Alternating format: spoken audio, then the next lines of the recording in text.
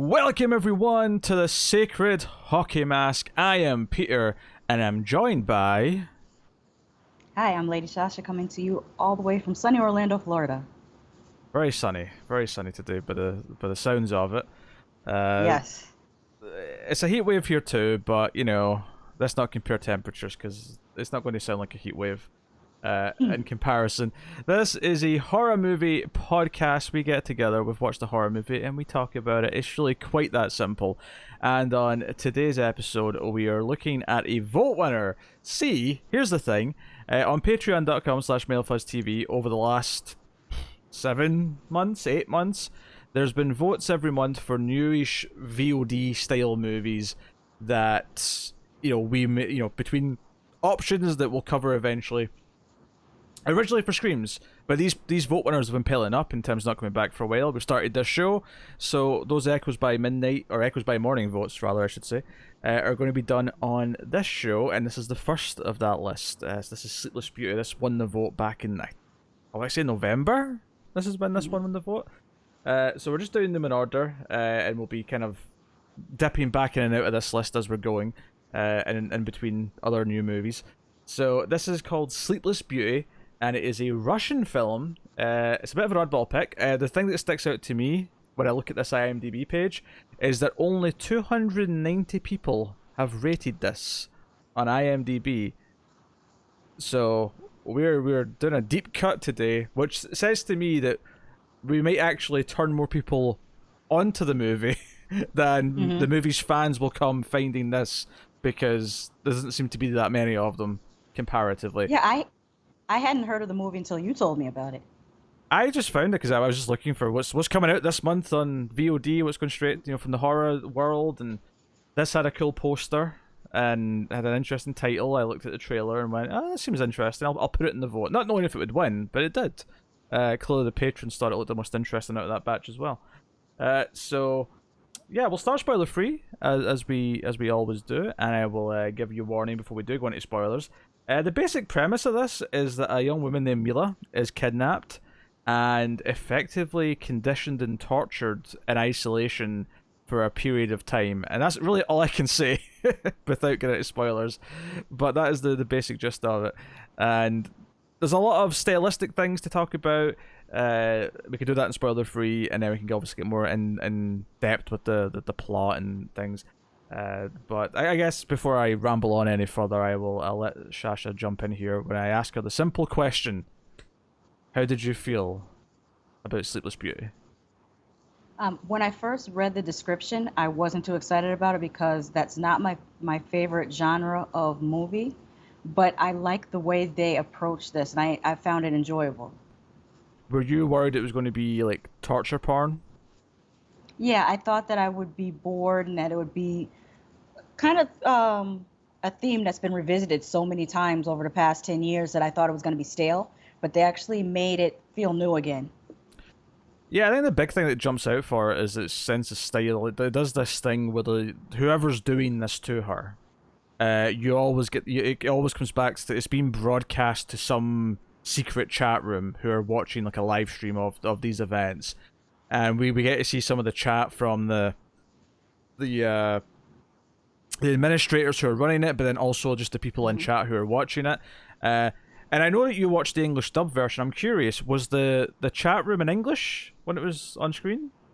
No, what they did is in the subtitles, they would have like in brackets what it said in the chat, and Right, then okay. underneath it if there was any spoken dialogue.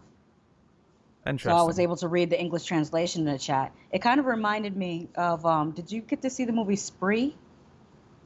Spree, I did not know. It's a pretty cool movie about this young man that does like ride sharing, like Uber type of driving, but he's also a live streamer, and he's trying to get his views up on live stream, so he starts pretty much becoming a serial killer. And a large part of the movie is what's happening in the chat. I think it adds an extra element, and this movie does the same thing. It Yeah. adds that extra element of watching the chat. I think the big thing with the chat for me in this movie is how realistic it felt. And not in a good way. It felt realistic in that these felt like shitty people on the internet who were saying all the awful things that you might assume really the sort of chat who would watch a woman being tortured like this. Like, what sort of Mm-hmm. things would they say? They're dropping sex jokes. They're saying misogynistic things. They're saying, it's, I don't want to just say it's 4chan, but it's very Mm-hmm. much that genre of talk. But there's a lot of, like, even before she's kidnapped, when we first get our little introduction to her, there's a lot of security camera footage. There's always this sense of being watched. There's always this sense of, and I don't want to get into it too much before we get to spoilers. But there's also kind of like almost like a B plot that we know Mm-hmm. that the A plot relates to in some way, but we don't really know how until quite late in the film, and that's kind of going on as well, which I think adds a lot to it. I think the big thing is for me is that as I was watching this, I'm like, okay, is this just mindless, like whatever, or is this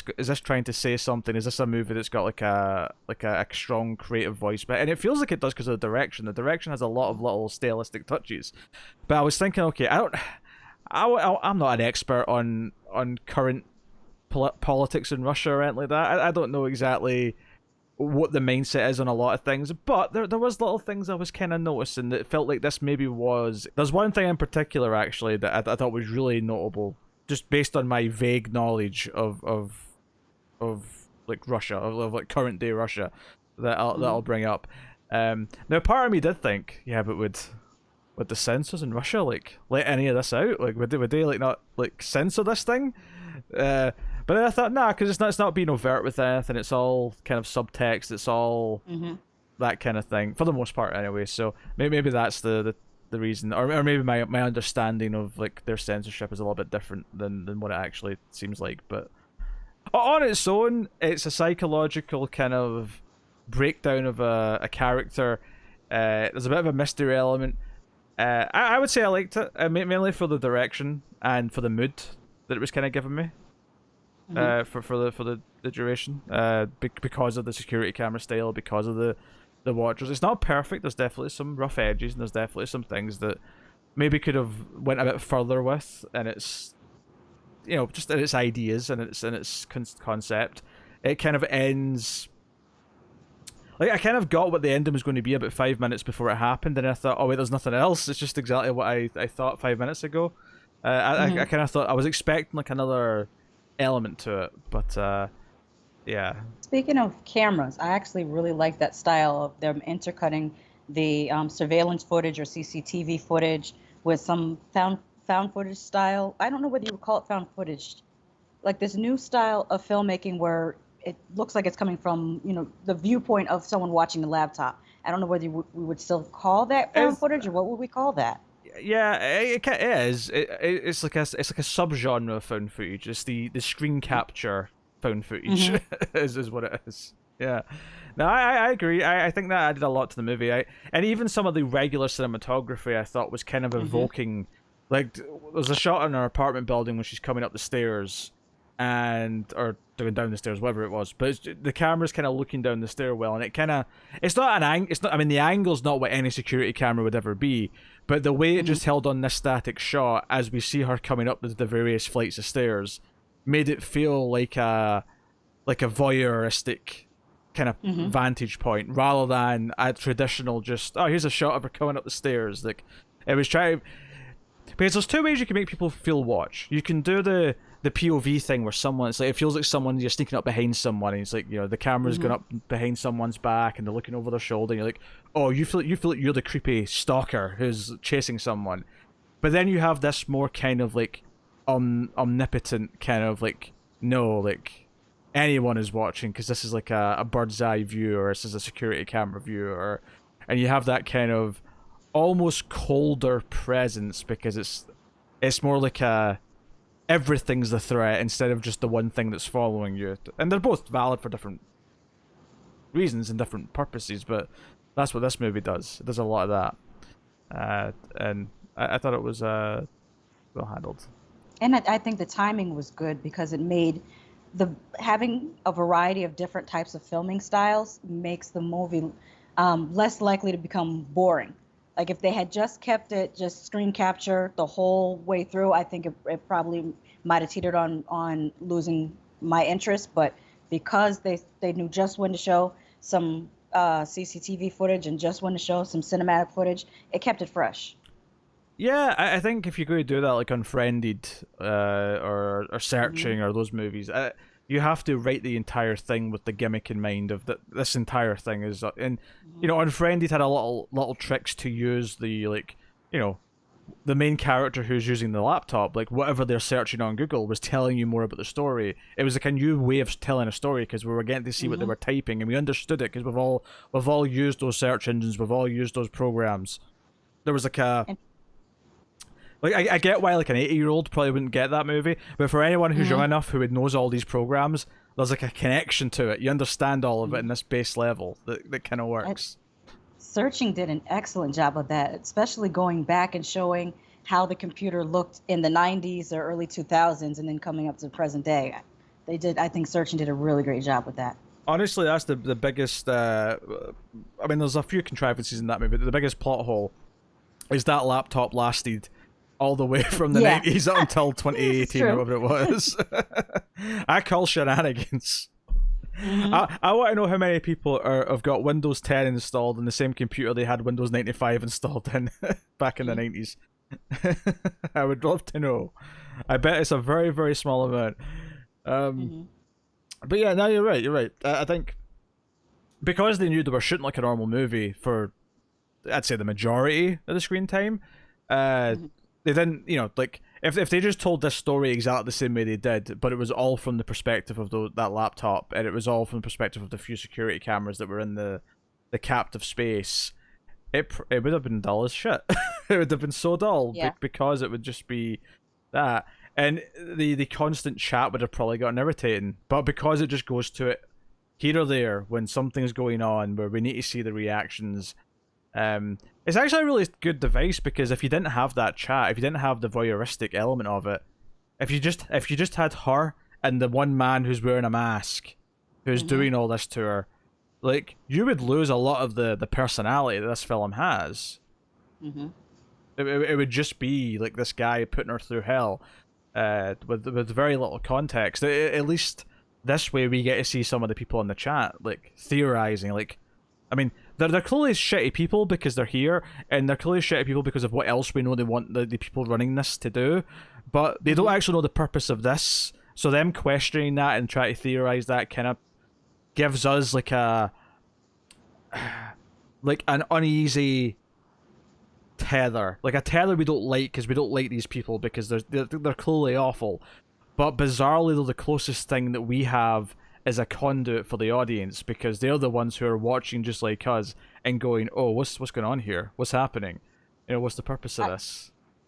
I also like the inclusion of skeptics because there were a few times in the Mm. chat where someone would say, "Oh, this is fake. This is clearly fake. This isn't really happening." And I think just back in the visuals, I think this just had a better look to it. So many VOD movies just have this really bland look.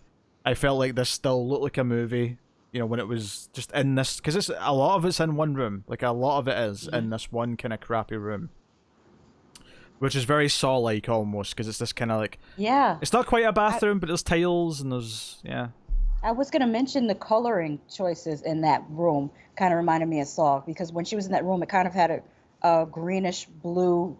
Um, I don't know whether they used an overlay or whether they just lit the room that way, but that reminded me of Saw and the tiles on the wall.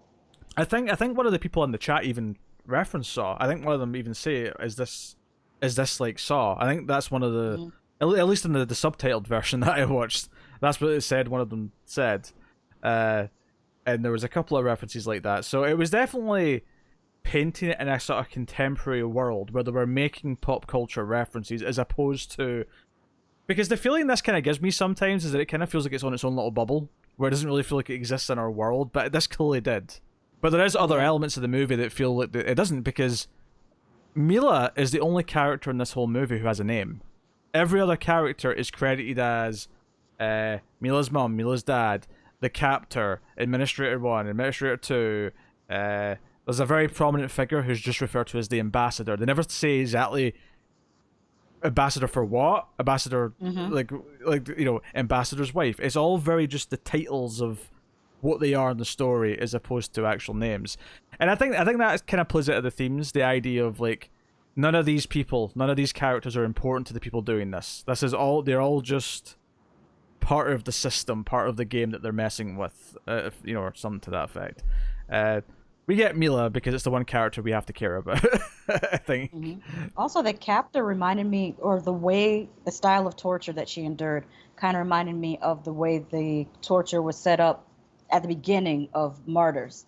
Obviously, not as extreme as Oh, that, sure, yes. but the having the girl locked in a room and having the same person come in day after day and abuse her was similar. Yeah, yeah. I think the key difference here is that this feels very like Martyrs. I mean, I don't like to go into it because it's like deep into the spoilery section of that movie, but Oh yeah. Martyrs, it just feels like super cruel and nasty and like Hmm. I mean, this is cruel and nasty obviously, but it feels like there's like an end game. There's a purpose. There's like Hmm. they're trying to get her to a certain point. The administrators keep talking about, oh, this is phase one because this will put her in this mental state, which can lead to this next part. And it felt like there was always, and it does. I mean, not to get too spoilery, there is kind of an end goal in mind. Yeah, it's an interesting little film. I mean, I would recommend people check it out. I mean, I don't know why it's only got a 4.3 on IMDb. I feel like that is a bit in the harsh side. Like the movies you typically see with 4.3 tend to be, I don't Yeah, know, I definitely will rate this higher than that. yeah, worse than this, much worse than this, I would say. I think this has some merit. It's funny because I think it still gets it by in a lot of ways because I definitely could have done with like getting to know more of Mila before she got kidnapped. Like she has very little before that moment. She buys a fish that she wants to take care of. Okay, so she cares about animals, so I guess like we should care about her because of that. There's I something. like the cinematography of that scene when she's getting the fishbowl ready. Oh yeah, it's great. I like when she's because it just stares at the fishbowl and she's like putting in the pebbles Hmm. and she's walking around the kitchen and it's all through the water and yeah, there's a lot of nice little touches like that in this. Uh, I mean even when she's going to the fish place, it's a pet Hmm. shop, but it looked like it was just all aquarium stuff. But and she's just walking down the aisles. It just does this again. There's kind of a mood. There's kind of a it's almost like cliche to say that it's a Russian movie, so everything looks very grey because that's what the color we associate most with Russia. But Hmm. it kind of does. It has this kind of grey vibe to it. It's very oppressive. The whole thing's very oppressive. Although I'm trying to think of the city. Is it Moscow? Downtown Moscow is the opposite. It's so colorful. The It's buildings, at like yeah, the buildings are so colorful. yeah. I think when we think of Eastern Europe, though, I think we all have like a grey, like sea of buildings in our mind. I think that's what most people think of when they think of Eastern Russia or not Eastern Russia, Eastern Europe. Uh, Hmm.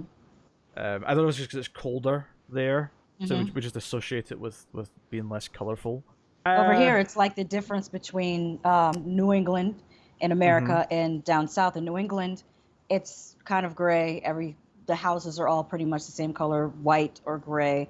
But in the southern part of the United States, like Texas or Florida, it's not unusual to see a bright pink house or a yellow house or like really colorful. It's just some of the filmmaking stuff to talk about that we've not done. Like, performances, and for performances, we're really talking about one person for the most part. Not to discount the guy in the balaclava because he's menacing. He has a presence, but it's all about Mila and her reacting to what she's going through. Uh, it's kind of a thankless role in a lot of ways because she has to kind of be scared and yell and cry and all these things. There's a couple of key moments that we'll get to in spoilers that I think she has a particularly good job of Mhm. reacting to. I thought everyone did a pretty good job. I especially liked the performance of the captor because he had to do a lot of physical acting with no dialogue. Hmm. Yeah, not for sure. I mean, the only other characters we really have is we have Mila's parents, who we see briefly. We have like an investigator who's looking for her because she's went missing. Um, he might be the weakest element of the movie, like on his own. He's just kind of dull. Uh, Hmm. and his scenes are there to lead to other things, but his scenes on his own and the investigation itself is kind of fruitless. This is one of these things where it's a really tone heavy, mood heavy film that's got a kind of a simple idea that it wants to get to by the end, and a lot of the other elements are all a bit simple as a result of that, which I think is both good and bad depending on the example. Because for some of them, it's like, okay, you're actually making the idea more potent because you're not overcomplicating it. But then for other things, like getting to know Mila, it'd be maybe better to actually know her a lot better, or maybe care about her in a way that's like this. Or maybe that's the point, though, is that we're a lot like the people in that chat room, and that they don't know who she is, so we shouldn't know that much about her either. We get the bare minimum, so we care a little bit about her, so she seems more like a human being. Yeah, I agree with that. I'm trying to think of something to add, but you pretty much put it perfectly. Oh, well, thank you. Well, in that case, we'll go into the spoilers. We'll say spoilers for Sleepless Beauty. Yeah, so she's kidnapped, but that's not the first thing we see. The first thing we see is the ambassador, who almost gets killed. There's an attempted assassination, and the funny thing about this movie is that it doesn't really tell us what his political side is. We have no idea if he is right, if he is left. We have no idea what his policies are. We have no idea what his goals are, and we have no idea what side the evil people behind this chat room and what's going on, who are behind this attempted assassination. Like, we don't know what side they represent. We have no idea. It's very open for interpretation in a lot of ways. Yeah, that's a good choice because the audience can view it either way. By leaving that open, whether the audience is on the left side or the right side, they'll still get the same kind of messaging. Do you think this is because Russia would have had a problem if it picked a side? Yes. Well, I think any country would have. I think if you had done it in the United States, and actually we had a similar movie. Oh gosh, what was it called? The Hunt. You think of The Hunt, yeah. Yeah, and they tried to kind of be middle of the road with that by making both sides the bad guys. Like both the right and the left are bad guys in that movie. Yeah. It didn't work very well, but they did try. They tried. Well, what I mean, though, is that, like, as much as, yeah, certain audiences don't like it, most countries let their movies do that. Most countries won't censor them. Most countries will let there be messaging in the films that are against certain ideas or against certain issues. And it tends to be more left-leaning because most people who make movies tend to be more liberal. The point being is that most countries will still let filmmakers do that. What I'm saying is, do you think they had to intentionally not say outright the bad guys are this side and the good guys are this side because the Russian government is what I was trying to say there. The Russian government or censors would outright say, no, you're not doing this, or you're not releasing this. I'm not sure because I'm not familiar. I don't have enough information or knowledge of how the Russian government works. I feel like just saying I'm a stupid American. We don't know anything, But seriously, I don't know whether they are similar to like how we know how the Chinese government would kind of view that, or the polar opposite, the Japanese government. They're pretty liberal as far as what they allow in movies. Like, oh sure, like pretty much everything goes in Japan. Russia, I don't have a good feel for how relaxed or how strict their government regulation is regarding film. Yeah, I'm just posing I mean, I don't have an answer for you. I'm just posing the question because. No, let's ask the audience. There's got to be somebody in the audience that has more of a knowledge about the Russian government policies. Put in the comments if you live in Russia, have lived in Russia, or just familiar with that, so that we get a little bit more of an idea. It was just something I was thinking about, just as I was talking about it there, because like maybe it is intentional because it wants to be like vague for the. I mean, because that can be a valid tactic. That could be just a complete artistic choice. But part of me wonders, like, if you just outright said, no, these bad guys represent the Russian government. Like, if the Russian government can clearly see that, then do they put a stop to this being made? Do they put a stop to it being released? Well, I don't know. It got me thinking. It was just something I was thinking about. But anyway, there's an attempted assassination, and we see the chat room for the first time, and the administrator says, "Okay, don't worry, he's still alive. He's in the hospital, but we'll go to Plan B. We're going to have his wife kill him." And the chat goes, "Wait, how are you going to do that? Like what? What do you mean you're going to make his wife kill him?" And that's all we get at that point, right? That's all we get. And we switch to Mila, we meet her, The credits are playing out. I actually didn't even realize the credits were playing out at first because they're in the corner of all the security camera footage, and it kind of just they made it look like it was text that you would see in the bottom of a security camera, so it didn't click right away that I was seeing credits down there. The same. I didn't notice the credits right away until maybe, I don't know, maybe after 30 seconds I happened to notice that they were changing a little bit. Like the lettering was changing to reveal the credits. Yeah, but she buys her fish, she goes home, she puts the fish in the fishbowl. She has one brief interaction with a neighbour that comes off as quite creepy, I would say. The way he stays at her, the way because I think she drops either a coat or a scarf, or like a big scarf or something like that, and he kind of sniffs it and keeps it. Because I was thinking in the split second, I was like, oh, that's an excuse to go talk to her. If you got a crush on her, you drop the thing, you can be the little hero because you brought her thing back. Instead, he's like, oh, this smells good, I'm keeping this, and I'm like, oh, okay, all right. Definitely a bit of a weirdo. I like the reveal towards the end because wasn't that him that ended up having to call the police? Yes, it is. Yeah, and it turned out that their infatuation with her was more because they seemed to be transitioning into, I'm going to call it transitioning into femininity. But when you first see that scene, I misread it as he wanted to have a relationship with her. Yes, that's what I thought too. I mean, I don't know if it's like it could be he wears drag. It could be that he is trans, or I should say she is trans in this case. But the reason why, so this is the thing that was interesting to me. This is the thing that got me thinking about the political message of the film. Since you've brought it up, is when this is revealed later on in the film, because we see this character again when I don't even think he's a police officer, because he says at one point, let's phone the police. So I guess he's not actually a cop. He's just a PI or something. But when he questions this neighbor, the neighbor's acting a little bit cagey, right? At the door, kind of like not opening it that way, just still kind of being kind of intense with his eyes and whatever. He's been a bit cagey. And then when we see this character again, not including a weird, wacky, psychedelic dream sequence, which we'll talk about separately. We'll talk about that. Yeah, we'll talk about that. But when we see this character again, it's when Mila's finally came home, and this character hears the noises and calls the police. But obviously, when we see this character again, it's in a woman's dress.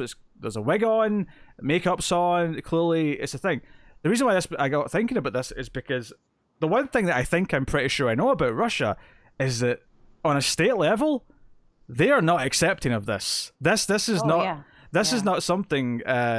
Because when you said they're transitioning, I don't think this character would be allowed to transition. I think this is a secret. I think this explains why when the PI was at the door, it was very, it was a very hush hush kind of moment, and it was this character did not want to reveal anything. It had that kind of feel to it, and at the time it came off as kind of creepy. Like, are they in on it? Are they part of this? Did they help kidnap her? But no, I mean, it may just be this. It may just be hiding their true nature, and as a result, it adds some. The idea that this character is actually the one who ultimately called the police and got help is a very interesting spin, which would not be what I would have called the first time we met this character at the start of the film. Oh yeah, definitely. I think they set them up to be like a red herring, basically. Yeah.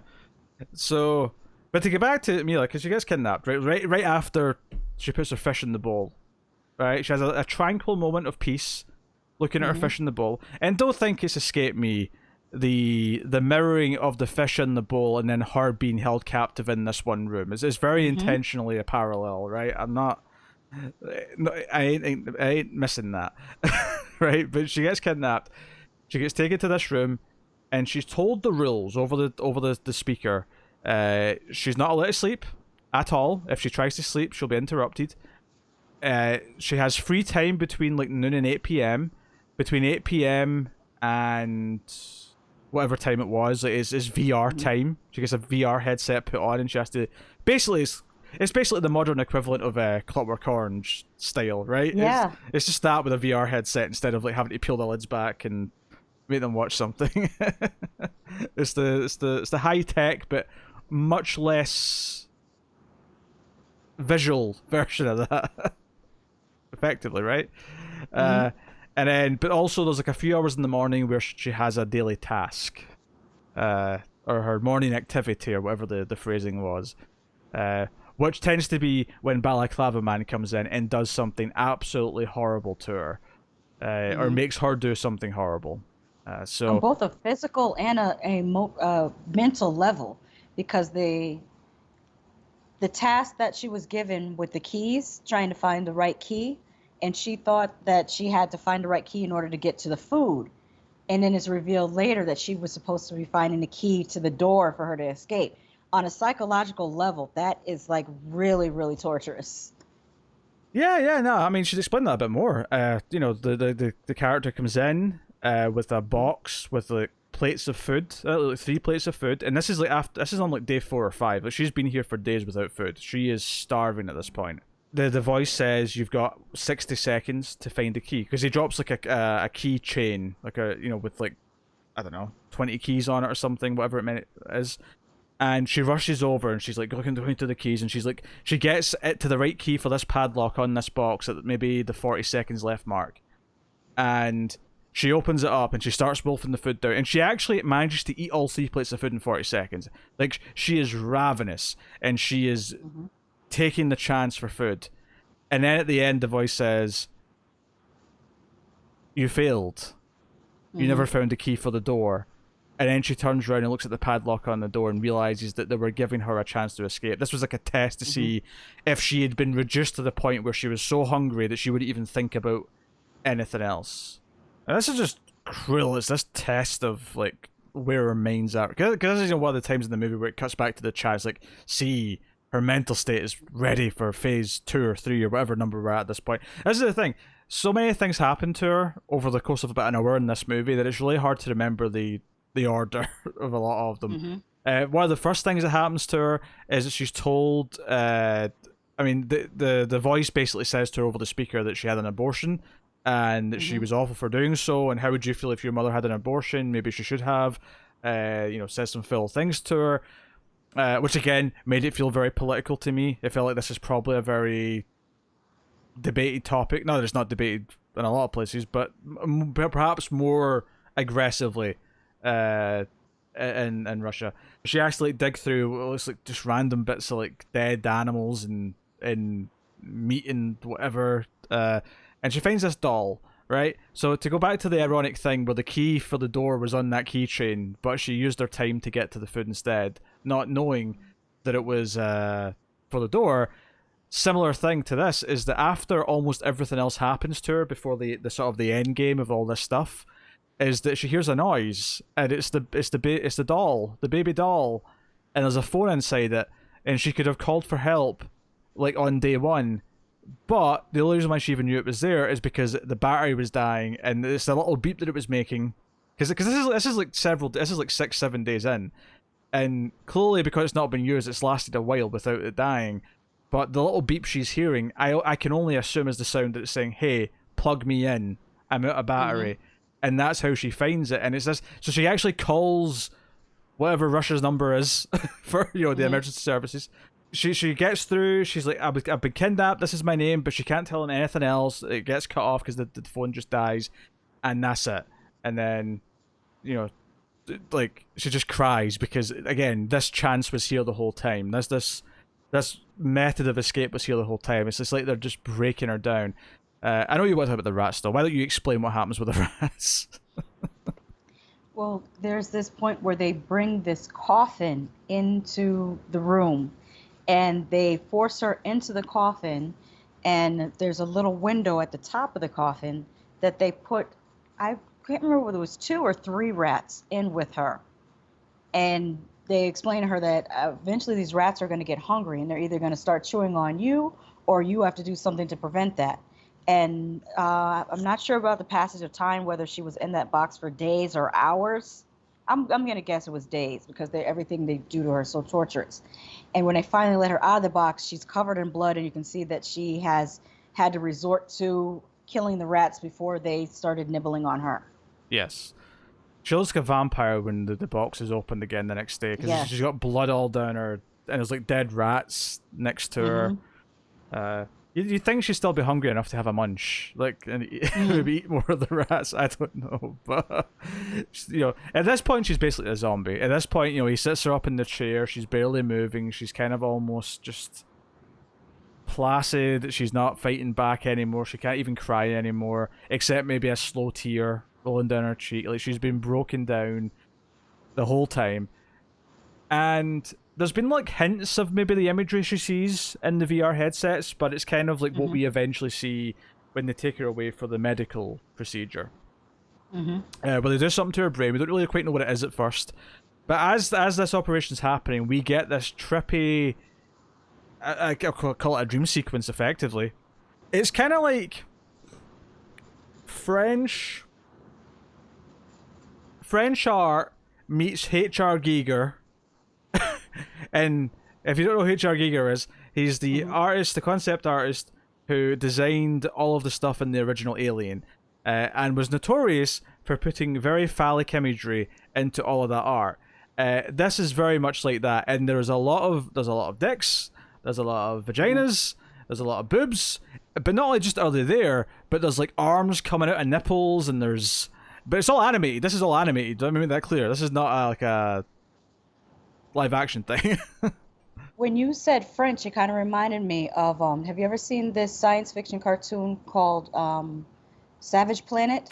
I have. It's been a while, but I have seen it. Yeah. Yeah, the animation style kind of reminded me of that meets Monty Python's animation style, but with like this type of Salvador Dali surrealism mixed with abstract psychosexual imagery.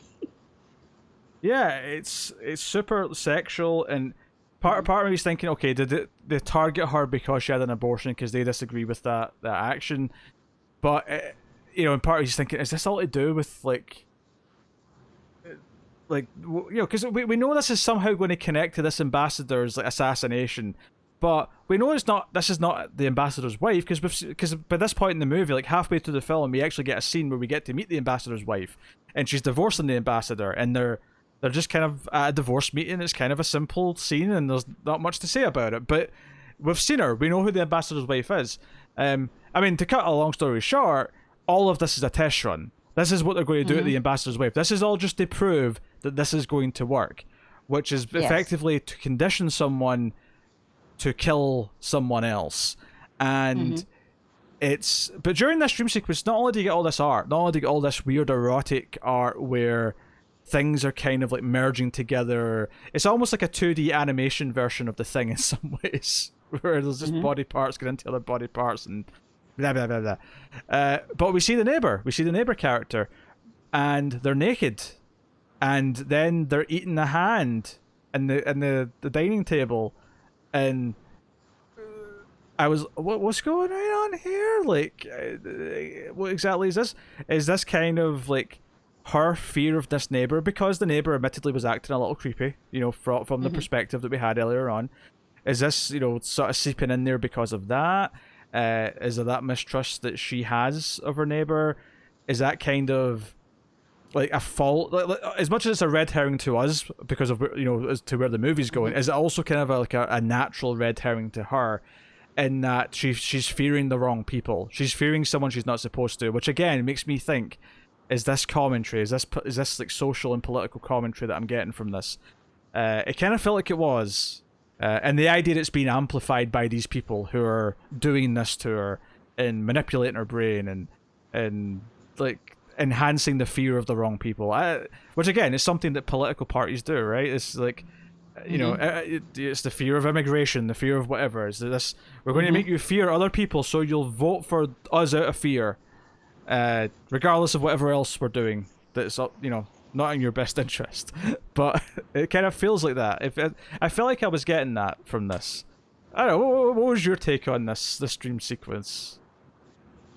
I kind of liked it. It added something to the movie for me that I didn't expect. Like, I completely did not expect to see that when they revealed what she was looking at in her viewfinder.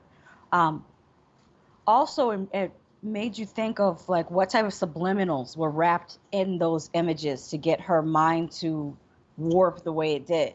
Yeah, because we get a sense that we see some of these weird faces in the subliminal or it's not even, is it subliminal when it's the VR headset strapped to her head and just beaming this shit at her Yeah. constantly? Yeah. But like, we get a quick sense of that.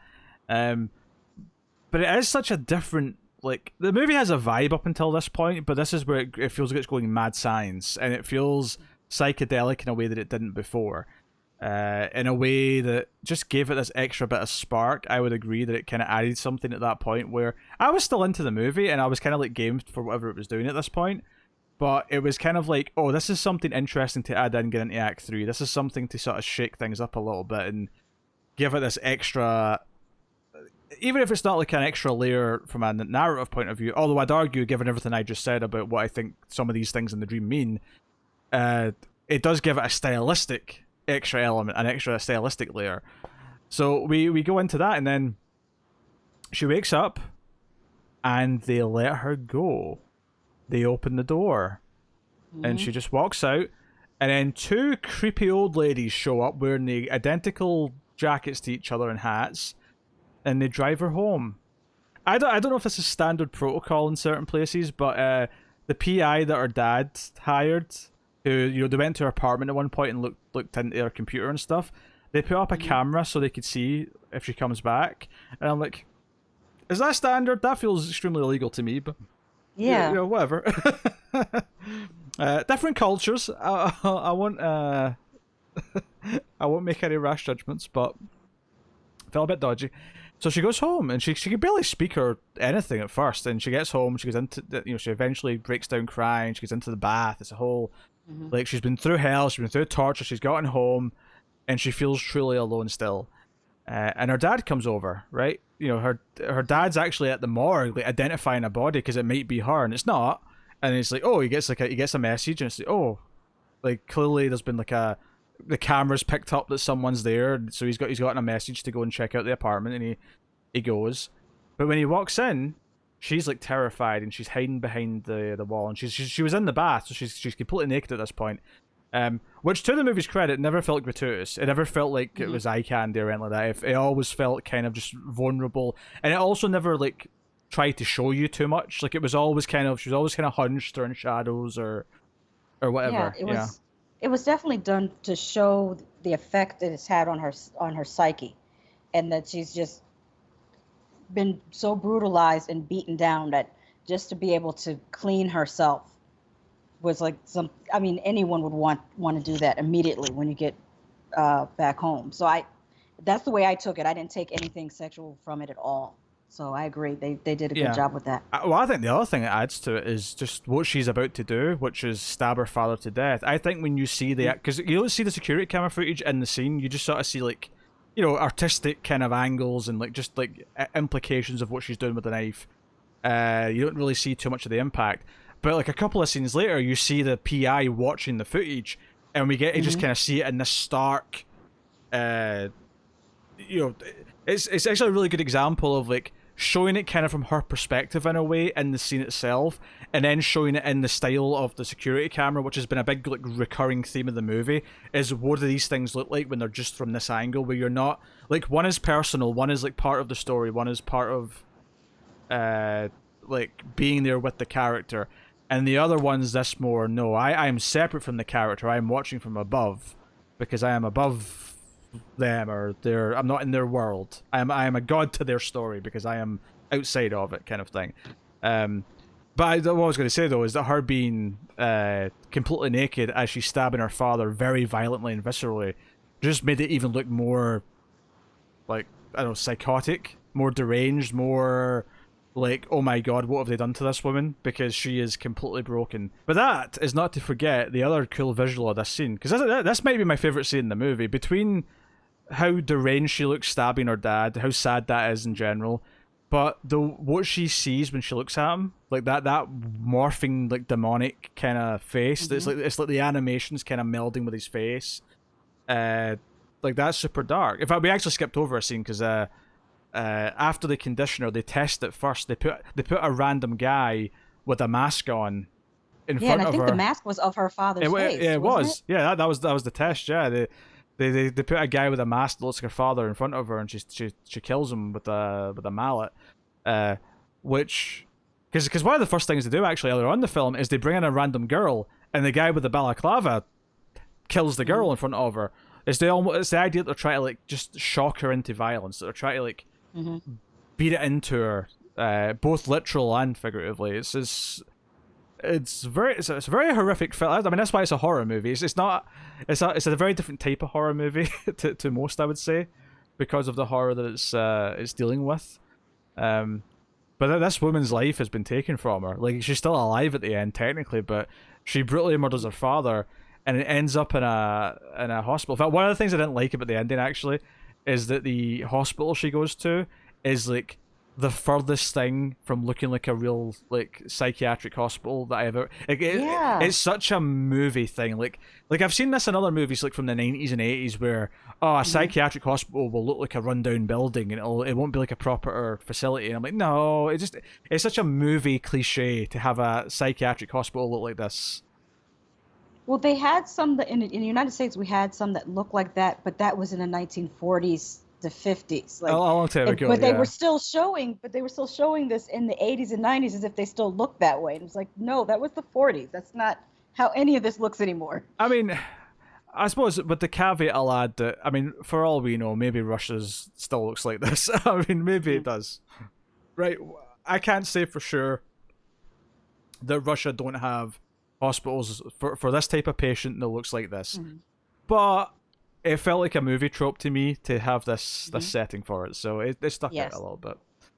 It stuck out a little bit. And then the other side of the ending, of course, is that the wife of the ambassador is drugged, and she wakes up in the same room, and she starts to hear the same speech from the voice on the speakers that Mila did. And I think that's, again, why I felt that the film was being political, is because it was kind of this... They use someone innocent and random to test this on with no regard for her life, who she is. They just picked on her. I mean, you could argue that maybe picking on her because she had an abortion was less because they disagree with that act and more because it was something they could exploit. They could because it felt like they were exploiting that guilt that she might have over doing that. Most of the scenes with her on her own with the captor, they split it up just enough with other scenes. And the other scenes aren't always as interesting, don't get me wrong, but they were still a welcome change to the mood and pacing, I think, just to separate it up, because it monstrously depressing, like watching her go through this, that you kind of need that break. If you don't have that break, then you end up with, like, I don't know, The Road in terms of depression, in terms of misery. Oddly, I didn't feel depressed watching this, which I don't know what that says about me. I guess, on a scale of Hostel to Martyrs, this is way closer to Hostel than it is to Martyrs as far as intensity. I like how it didn't exploit the subject matter in a way that would describe it as torture porn. I don't feel like this movie was made just to do set pieces of torture. I think, like you were saying earlier about what underlying political elements it may be expressing, I don't feel like I watched something that was just for the sake of torturing someone. I think the movie did have something to say, and I think that the execution of it was really, really well done. Yeah, and I would also add on to that most of what happens to her isn't actually gory or anything like that. Torture porn not at all. Tends to be, physical body stuff. And other than, starving or whatever, like, none of this was that at all. It was more, let's put her in a box with a couple of rats, or let's make her watch someone else die. It was mostly psychological, physical as well, in the sense that they're depriving her of certain things, but not in the sense that they're sawing off like kneecaps and like sanding down parts and whatever else, or pouring acid on her or anything like that. It was nothing like that, and I think that helped from ever crossing a line into where it was just trying to shock us. It felt like there was always a purpose behind everything the villains were doing in the movie. And I think also by putting us in the chat room effectively with the other chat members who are there and into this. Now, they do point out that some of the chat members leave over the course of the film, the idea being that they're probably not okay with what they're seeing, that this is going too far. even though they were clearly okay with someone being assassinated earlier on in the film. But I think putting us in there with them, it's suggesting that, you know, we're part of this. Like, if they're saying there's a problem with society as a whole, by putting the audience with that element, it's saying that we are part of that society. Obviously, it gives it a lot of flavor. It gives it a lot of things that we've already said, but it also gives it that extra little dimension as well. But that was, I guess that's the thrilling conclusion to my my attempted analysis of Sleepless Beauty. While I did compare it to a lot of other films during the course of our discussion, I do have to say that this was very much its own thing. Yeah, yeah. Like I say, there's moments you can say, "Oh, this room reminds me a little bit of Saw," or this idea reminds me a little bit of that, or, you know, the laptop screen makes you think of this or that. But yeah, no, it does feel most like its own thing. And like I said, there are some things to critique. I think we could have gotten to know the main character a little bit more. You know, maybe explore, you know, they raised the whole thing, because when they brought up the abortion thing, and we have her like sort of like find a doll, and she even holds it at one point for comfort in a weird way. Like, I almost felt like it was going to have more to say about that, and maybe like getting a little bit more about how she actually did feel about that abortion in the first place. You know, whether that be via flashback or maybe via her parents talking about it in a separate, if they even knew. They might not have, but you know, like, maybe explore that a little bit more. There was definitely some avenues where I felt like, oh, you can make me care even more, and you're kind of choosing to stay far back, and maybe the point of that is to make me feel a bit more like I'm a third, you know, like I'm like, you know, it's a bird's eye, or I'm a fly in the wall, I'm a POV. I'm not meant to be too connected beyond the basic principles, but it could have went a little bit further with that. I mean, is there anything you want to like critique? Is there anything that you know felt could have been better? No, I really liked how they did the movie. I'm with you on maybe adding another 5 or 10 minutes of character development at the beginning of the movie into who Mila was, just to make the audience care about her a little bit more. So yeah, I agree with you on that. Other than that, I don't have a lot of criticism, because I really felt that they executed this movie very, very well. This is a weird question, but what's your favorite torture? It's going to be the key, because it's just a mind that she's so hungry, and she's thinking, oh, I got to get the key so I can eat, and then to find out afterwards that she could have gotten out by the door. Oh my God! I think I probably would have tried to attack that guy the next time he came in. That would have broken me. Here's a question. Do you think if she had figured it out, got the key, opened the door, and got out the door, would they have just let her run and that'd be it? Like, would they have let her go? They probably had a contingency plan. Probably another torture just outside the door. Yeah, I mean, you're probably right. That's probably the truth of it. Not a bad little movie, and it's a short one as well. It's like 85 minutes. It's not like a big time sink or anything like that. It's got some mood. It's got some vibes. It feels like it has something to say. And it's free to watch on Tubi. You don't have to pay to see it if you have the Tubi app. It's on Tubi, yeah. Although you said it was only dubbed on Tubi, right? Yeah, they didn't have. I didn't see a Russian language version. I only saw English dub. So sometimes they have both. Like for Train to Busan, they had both. They have the original Korean language, and they have a dubbed version. It's worth pointing out though, because I know like a lot of people won't watch the dubbed version. They'll want the subtitled one. Me being one of those people, pretty much. With the exception of maybe like some cheesy old Godzilla movies, maybe I'll throw them on with the dub. But for the most part, I want the original language subtitles. No, it's good that it's there. You know, it's easy to access for people who want to check it out. Would you like to rate it then? I suppose. I guess we're at that point. Yeah, I would give it a 6 out of 10. 6 out of 10. You sounded a little more positive than that. I'm not gonna lie. I'm a little surprised.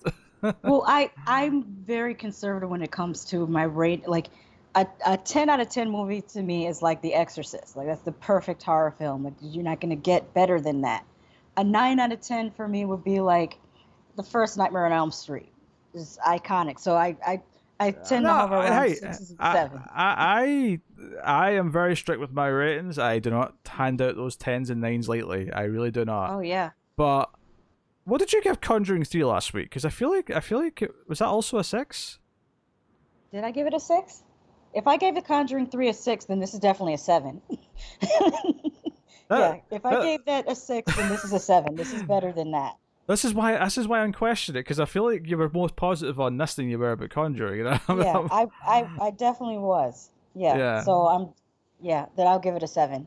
Don't let me sway you. I don't want to be accused of Well, no, making the you thing bump your is, numbers. if I were to recommend two movies, I would recommend this one before I recommend The Conjuring 3 Yeah. because of its originality. Even though there are elements that remind you of other movies, the story that is told and how it's told is still came off as original to me. And I was never bored by it. I was really it changed my mind because I actually, like I said, I wasn't looking forward to watching it because I'm not into like, torture movies, but this is much more than that. It's not that type of movie. Yeah, I'm kind of in a similar vein. I'm not going to outright call it great per se.